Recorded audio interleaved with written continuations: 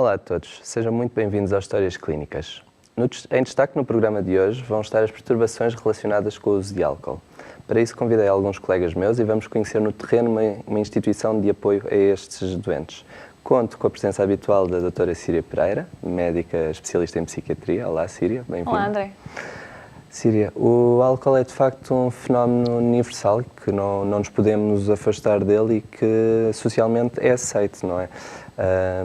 Não queremos aqui diabolizar o consumo de bebidas alcoólicas, mas existem consequências perigosas associadas a este consumo. Sim. É de facto uma droga lícita, não é? E por isso se torna as coisas muito mais normais, principalmente num país produtor como o nosso, os países que produzem bebidas alcoólicas, nós somos produtores de vinho, este consumo ainda é mais normal, digamos assim, e por isso também muitas vezes acaba por se tornar excessivo por esta normalização. Porém, a OMS, a Organização Mundial de Saúde, coloca aqui o termo de consumos de risco, isto é, consumos que já provoquem alterações, que a quantidade de consumo já provoca alterações a nível da saúde individual, a nível de problemas psicológicos e também a nível social, familiar e profissional. Sim, e muitas vezes também jurídico, não é? Pois, o consumo de álcool também pode criar não só problemas de saúde pública, acidentes e muitas vezes problemas legais, não é? Associados. Portanto, pode haver uma grande disfuncionalidade à volta do consumo do álcool, quando ele é excessivo. Isto gira tudo em torno deste problema de quando é que se define o limite. A Organização Mundial de Saúde define aqui um bocadinho que acima de uma bebida por dia, no caso das mulheres, e acima de 2 para os homens, será já um consumo dito como consumo de risco. Sim. Isto tem a ver também com a metabolização do álcool, que é feita de maneira diferente nos homens e nas mulheres. As mulheres têm uma enzima em menor percentagem que faz a metabolização do álcool relativamente aos homens, e por isso é que também o consumo nas mulheres era mais perigoso e tem consequências mais deletérias. Antigamente o consumo era mais frequente nos homens, agora infelizmente está-se a observar que cada vez as mulheres também bebem mais e os consumos cada vez se iniciam em idades mais jovens também. Antes éramos consumidores maioritariamente de vinho e agora cada vez mais estamos mais parecidos com o consumo, como se observa nos países anglo-saxónicos. E os nórdicos também. Exatamente, que são intoxicações com bebidas brancas ao fim de semana. Chamado binge drinking. Exatamente. E depois, durante a semana, não há um consumo tão regular. Mas estas intoxicações, ainda que esporádicas, até são piores com um consumo mais ponderado, diário, de vinho, que o vinho em doses baixas, antes de ter um consumo de risco, até pode ter algum efeito benéfico. Estas crenças que estão associadas aos efeitos positivos e que, de facto, aqui o problema é quando se passa este limite, que é muito fácil pelos mecanismos envolvidos no desenvolvimento destas doenças, não é? Antigamente aplicava-se muito um modelo moral associado ao consumo de álcool. Isto mudou com o surgimento aqui de um médico, cerca de 1850, Magnus Huss, que fez aqui uma mudança e que conceptualiza um modelo mais médico, em que de facto havia aqui vulnerabilidades. Exatamente. Não falamos de uma fraqueza, mas sim de uma doença. E sim, há vulnerabilidades genéticas. Filhos de pais com problemas de álcool vão ter uma vulnerabilidade aumentada para ter um consumo de álcool, não só pela educação, que pode haver as duas... o fator ambiental e o fator genético em si, não é? E mesmo no fator ambiental, uma criança que seja criada com esses padrões pode também ter pode ter um reforço negativo e haver uma aversão, como pode ter um reforço positivo e que ele tornar-se um comportamento normal para ela. Mas temos sim uma componente genética importante, não há ainda... Há alguns genes relacionados, alterações, por exemplo, nas enzimas que falei há pouco, que é a aldeído-desidrogenase e a alcool-desidrogenase. Pode haver também alterações a níveis dos neurotransmissores, dopamina, serotonina, o GABA, glutamato. Portanto, alterações genéticas relacionadas com isto pode aumentar a vulnerabilidade a ter uma perturbação do consumo de álcool na vida. Por isso também muitas vezes associado, quando falavas da serotonina, é muito associado às alterações e às perturbações do humor, não é? E muitas vezes o que se tem verificado nos estudos é que há uma diminuição da serotonina nestes doentes que têm maior tendência para recorrer ao álcool, um bocadinho pela procura da melhoria do humor, pelos efeitos iniciais do álcool. Às vezes também têm perturbações de ansiedade relacionadas, fobia social, isto é usado um bocadinho para colmatar esta dificuldade. Outras vezes têm traços de impulsividade, criatividade, procura novas experiências, portanto há aqui uns traços muitas vezes também associados a estes consumos, traços de personalidade. Isto porque o álcool, apesar de ser a nível químico, ter um efeito depressor no sistema nervoso central, ele é um potente desinibidor a nível social das pessoas, não é? E muitas pessoas, quando falas das perturbações de ansiedade e das fobias, aproveitam o álcool um bocadinho como um facilitador destes contextos, que se fosse de uma forma moderada, poderia não ser de todo não razoável. O problema é que muitas vezes isto, depois, a maior parte das vezes, isto gera uma escalada de... Mas é aqui que a vulnerabilidade biológica também entra, não é? Porque é que umas pessoas não bebem de todo, outras bebem e têm um consumo normal e outras bebem e ficam dependentes, exatamente por isto, não é? Porque é uma coisa multifactorial, tem a ver com esta vulnerabilidade, com a parte ambiental, com a parte cultural, com os próprios traços da personalidade. Portanto, há aqui uma série de coisas que vão fazer com que os consumos sejam diferentes e é isto, porque é que há pessoas que não bebem, outras que bebem e têm um padrão normal e outras que bebem em demasia. Em termos, o que vai haver também é que o álcool vai aumentar a dopamina e vai trabalhar aqui um bocadinho uma parte do nosso cérebro que é a recompensa.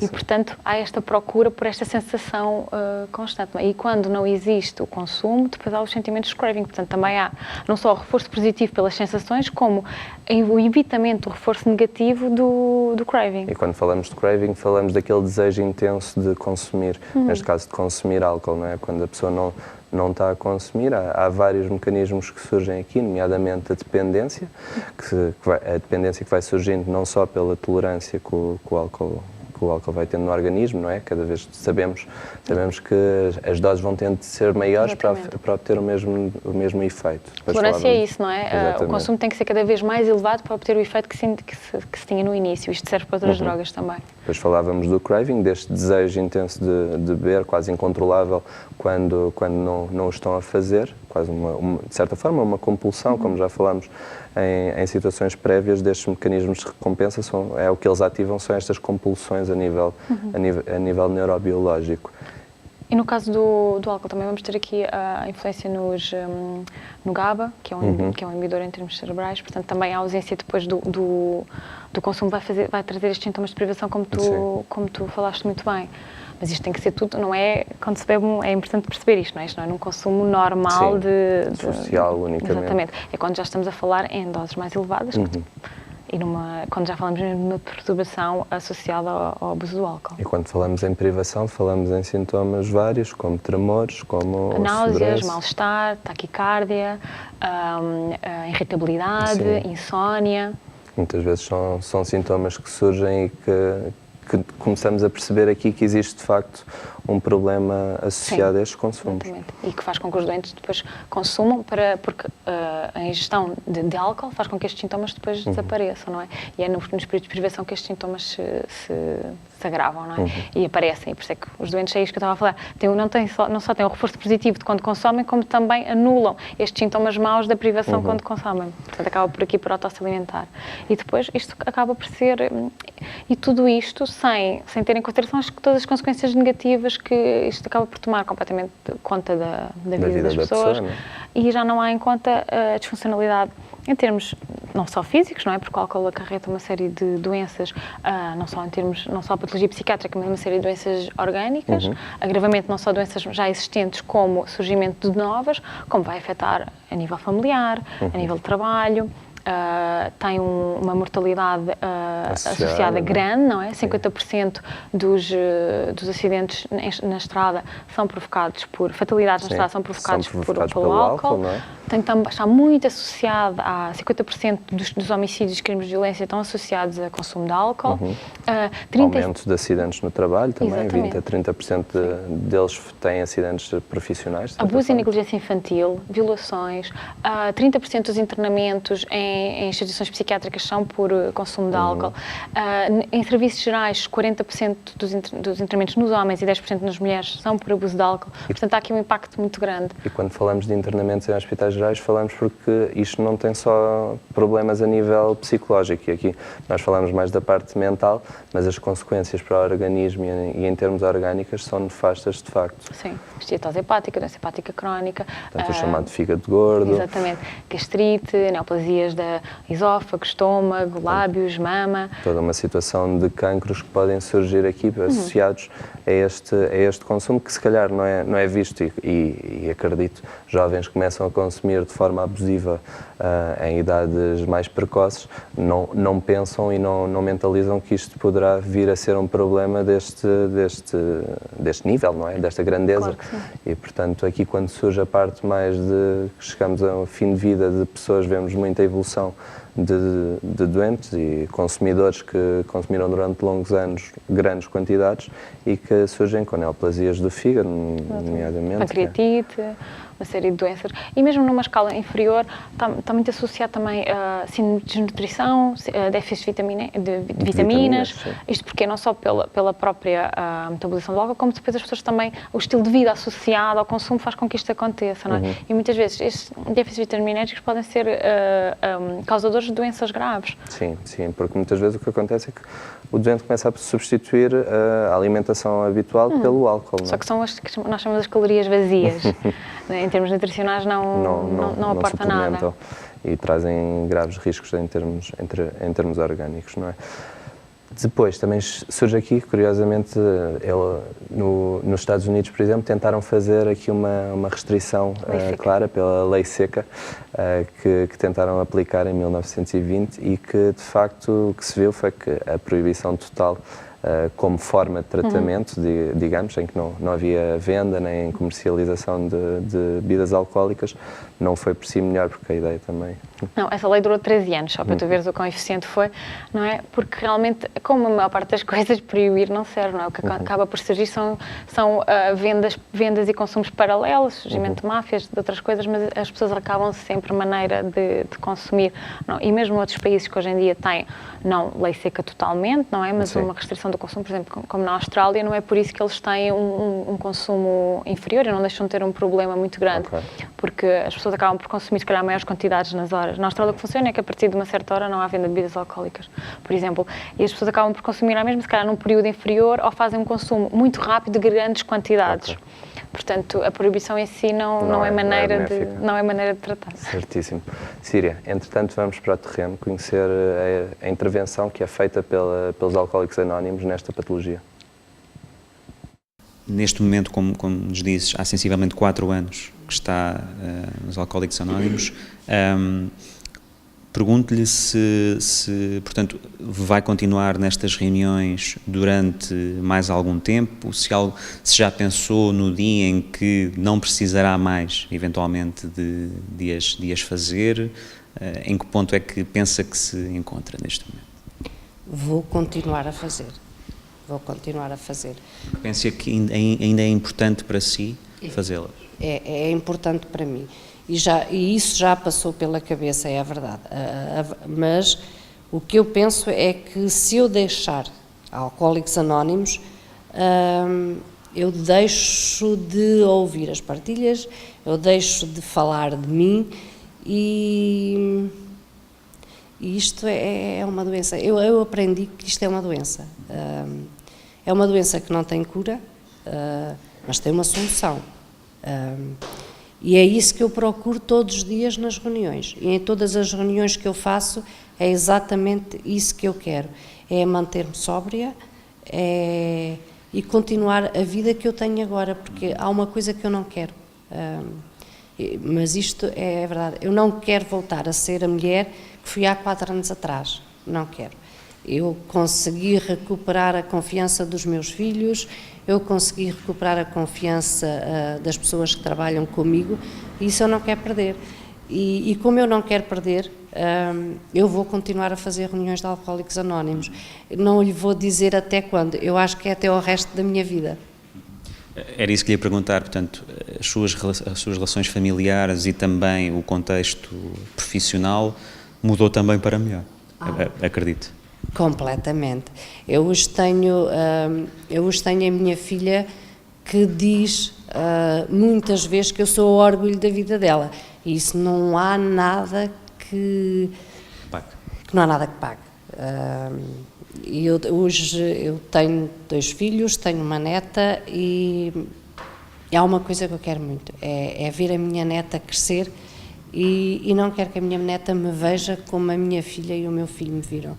Por isso mesmo eu vou continuar em Alcoólicos Anónimos, se for preciso para o resto da minha vida. Temos agora connosco o Dr. Samuel Pombo, psicólogo, que tem uma intervenção especializada nesta área da alcoologia. Olá Samuel, bem-vindo aqui ao programa. De facto, aqui o tratamento, vimos aqui a parte dos Alcoólicos Anónimos, tu na tua intervenção fazes um tratamento conjunto, mas que será em grande termo diferente, não é? Sim. O modelo dos Alcoólicos Anónimos é um pouquinho diferente daquilo que nós utilizamos no hospital e que passa por uma abordagem também em grupo, mas essencialmente seguindo princípios cognitivos e comportamentais, motivacionais, ou seja, nós não temos uma perspectiva muito mais espiritual e que segue um bocadinho a filosofia dos Alcoólicos Anónimos. Temos uma perspectiva na linha mais comportamental, no seguimento dos doentes, mas é feito também em grupo. Nós percebemos que, de facto, o acompanhamento destes doentes em grupo funciona muito bem, porque há processos de identificação e que é qualquer coisa de importante em termos de evolução destes doentes e que, do ponto de vista psicológico, está muito mais facilitado do que acompanhar estes doentes individualmente, e percebe-se isso. Mas sim, é diferente. Embora percebe-se que os doentes trazem muita expectativa a primeira vez que frequentam um grupo diferente num hospital, mas trazem muita expectativa daquilo que isto é igual aos Alcoólicos Anónimos. Okay. É diferente, tem vantagens e desvantagens, como também os Alcoólicos Anónimos têm, exatamente. Eu acredito que venham muito à procura, talvez até mais as famílias venham à procura da abstinência total, não é? E de um tratamento imediato, e que às vezes também é importante devolver às famílias que isso não poderá não ser imediatamente possível. A crença que os doentes trazem, que muitas vezes não falam e parece assim uma agenda escondida, embora possam referir que vêm para o álcool e para nunca mais voltar a beber, há sempre aqui um desejo que eu gostava de voltar a ser aquilo que já fui. Ou seja, a ideia de ficar sem beber para o resto da vida é qualquer coisa que me angustia muito. E, de facto, mesmo eles não verbalizem isto, há esta ideia de que eu gostava de fazer aqui um retrocesso e voltar àquele período em que eu era como os outros e conseguia-me controlar como os outros. E eles vêm um bocadinho pedir isto no tratamento, embora isto possa não ser verbalizado. Nem todos os doentes vêm com a ideia de fazer um tratamento e com uma desintoxicação para parar absolutamente o álcool. E isto é qualquer coisa que é importante nesta nova forma de abordar o álcool. Ou seja, nós percebemos que, sim, há muitos doentes que vêm com essa perspectiva, as famílias trazem muita ideia da cura. Sim. E, de facto, aquilo que nós sabemos desta doença é que, de facto, isto não tem cura, nem em muitos casos, mas tem tratamento. Sim. E que o tratamento é eficaz e que proporciona às pessoas bons períodos para poderem viver bem. E isso nós percebemos isso. Antes de chegarem a ti, no caso muito bem falaste da desintoxicação, muitas vezes temos os doentes em primeira abordagem intoxicação alcoólica aguda e, portanto, têm de passar por um tratamento de desintoxicação. Neste caso, seria tratamento... Pode ser ambulatório em treinamento, conforme a gravidade e também muitas vezes o que é possível fazer a motivação. Claro. É um tratamento sintomático de hidratação, aporte vitamínico, benzodiazepinas. No caso das agitações e dos sintomas de privação. Portanto, é um tratamento um bocadinho sintomático e de reposição aqui, não só a nível de vitaminas, mas como de hidratação. Muitas vezes aqui também surge a utilização de anticonvulsivantes porque há um risco de convulsão e às vezes, nomeadamente pessoas que já têm história de epilepsia, mas algumas que não o têm, o álcool e o uso continuado de álcool aumenta este risco. Não, e a privação, há uma patologia que é o delírio tremens, que além de ser uma emergência médica, tem uma mortalidade associada grande, de 20%, e neste caso, por exemplo, é uma emergência médica, não tem que ser tratada em internamento. Portanto, há de facto aqui, e quando temos doença orgânica associada, como nós falamos há bocado, estes doentes têm que ser internados e muitas vezes não é num serviço de psiquiatria, é num serviço de gastroenterologia ou de medicina interna, tendo em conta as complicações associadas, não é? No delírio tremens, que é, como falei, uma emergência médica, os doentes o que têm é alterações confusionais, alucinações visuais, mas com crítica, muitas vezes eles sabem que... Já falámos anteriormente da questão das psicoses, aqui surge quase parece que é uma psicose, mas não. Há sintomas semelhantes aos das psicoses, mas de facto são alucinações de tipo visual habitualmente e são diferentes das alucinações de uma esquizofrenia, por exemplo. Sim. Geralmente os doentes são visuais, que é uma coisa que nós, quando falamos em alucinações visuais, é logo pensamos logo que à partida não será uma esquizofrenia, será sempre uma coisa mais orgânica, e neste caso os doentes normalmente também têm crítica. Eu tive um doente uma vez muito engraçado que contava a experiência dele com muita tristeza, porque ele adorava as alucinações.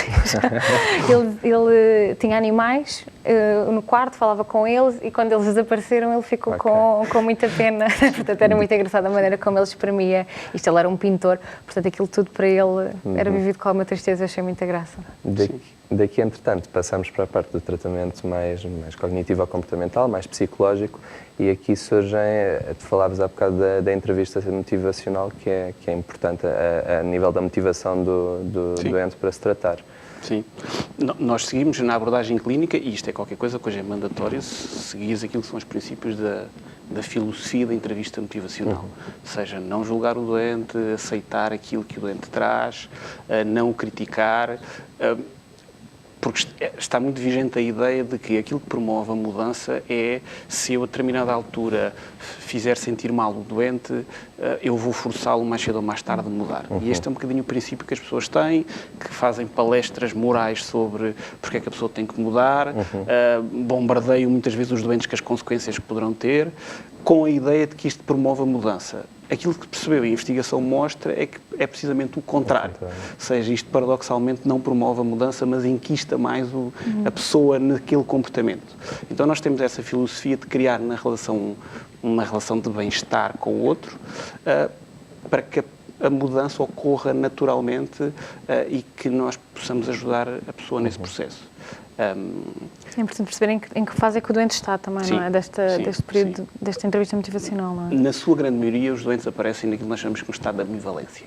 Sim. Ou seja, há uma parte da pessoa que quer mudar, há outra parte que acha que é difícil e vão balanceando estes dois processos. Nós temos que estar preparados para viver com o doente este processo de tanto para a esquerda como para a direita, tanto quer mudar como a seguir se calhar já não quer.